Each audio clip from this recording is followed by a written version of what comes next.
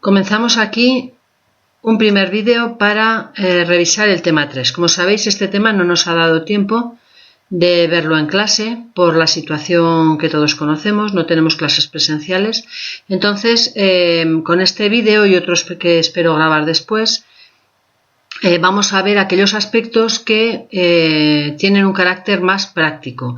Hay partes del tema que con la lectura de los apuntes pueden quedar bastante claros y hay otros que requieren un poquito más de explicación. Entonces voy a hacer una revisión del tema completo en una serie de vídeos, haciendo más hincapié en aquellos aspectos que requieren más habilidad práctica. Los que están más claros en los apuntes, pues junto con este vídeo y el estudio de los apuntes, yo creo que los podréis aprender bien. Conjuntamente a este vídeo os he subido a la plataforma la presentación que utilizo aquí en el vídeo. Entonces podéis combinar el uso de la presentación con el vídeo y con los apuntes. Por supuesto, como sabéis, está abierto el canal de la plataforma Moodle a través del correo electrónico también para preguntar todas las dudas que tengáis. Bueno, vamos a empezar. Vamos a empezar con la suma y la resta. Históricamente la suma y la resta aparecen, como ya vimos también con los números y el origen de la aritmética, por unas necesidades sociales. Hay una serie de situaciones que llevan a desarrollar la suma y la resta como una manera de abreviar los recuentos. ¿En qué situaciones aparecen? Pues las que vemos en esta diapositiva. Obtener un nuevo cardinal al añadir o quitar elementos en cierto conjunto, o al reunir o separar conjuntos que antes eran diferentes, o al emparejar elementos de dos conjuntos. Entonces estudiar el cardinal que queda. En estas tres situaciones aparecen la suma y la resta. Por ejemplo, en este ejercicio que se ha presentado a un niño de corta edad, le plantea: Juan tiene 23 cromos, compra 15 más, ¿cuántos cromos tiene ahora? Evidentemente este niño no sabe hacer la suma. Se le plantea una situación práctica en la que requiere obtener un nuevo cardinal después de haber juntado dos conjuntos de cromos. ¿Cómo lo resuelve? Pues fijaros, según indica la ilustración, el niño primero dibuja los 23 cromos, después dibuja 15 cromos más y vuelve a hacer el recuento completo de los 38. La suma evita hacer este nuevo recuento. En este ejemplo lo que hacen es una resta, ¿no? Raquel tiene 50 euros y gasta 30, ¿cuántos le quedan? ¿Qué hace el niño que resuelve el problema? Pues dibujar los 50 euros, marcar los 30 que se ha gastado y contar los que quedan. La operación de la resta le evitaría realizar este último recuento. Por lo tanto, las operaciones de suma y resta aparecen como una herramienta para ahorrar tiempo y tener una mayor tasa de éxito, al evitar errores en los recuentos.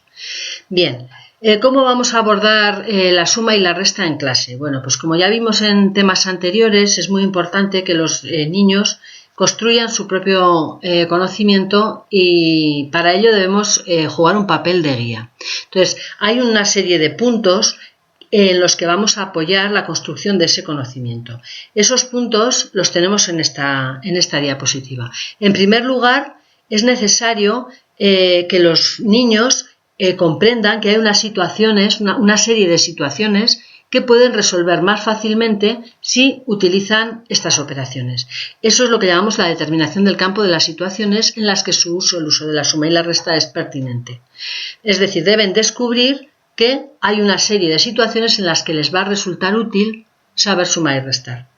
Por otra parte, deben construir la tabla de suma y también la más elemental de la resta. Es decir, es necesario que conforme van aprendiendo a sumar, también memoricen las sumas más sencillas, porque eso les va a permitir agilizar después las operaciones de cálculo mental y también los algoritmos. Y también les va a permitir más fácilmente las estimaciones, etc.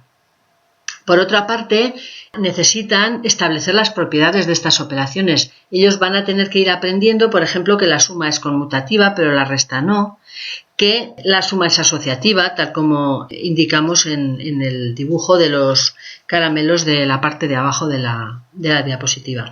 Ellos deben ir entendiendo las propiedades sin que las enunciemos como tales, recordar lo que vimos de los saberes y los conocimientos en el tema anterior.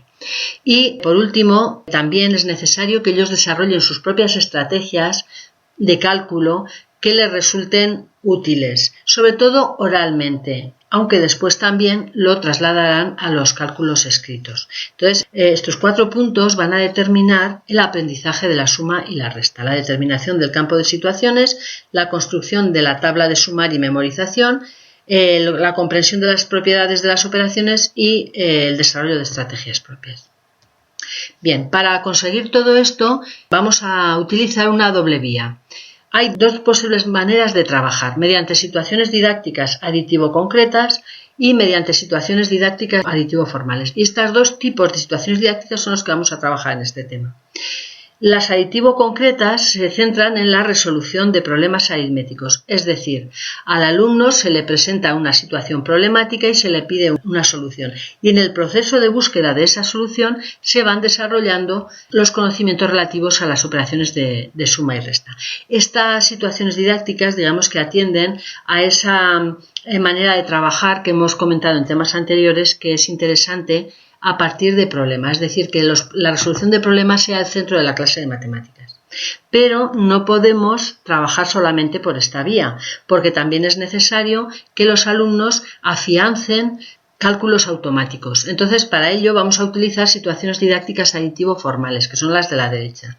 Estas aditivo-formales, digamos que están desprovistas de un significado relativo a una situación cercana al alumno, es decir, son situaciones técnicas, pues tareas de cálculo, listas de operaciones para memorizar las tablas, para agilizar el cálculo oral y después para agilizar los algoritmos escritos. Entonces, a partir de aquí vamos a estudiar por separado las situaciones didácticas aditivo-concretas y las situaciones didácticas aditivo-formales.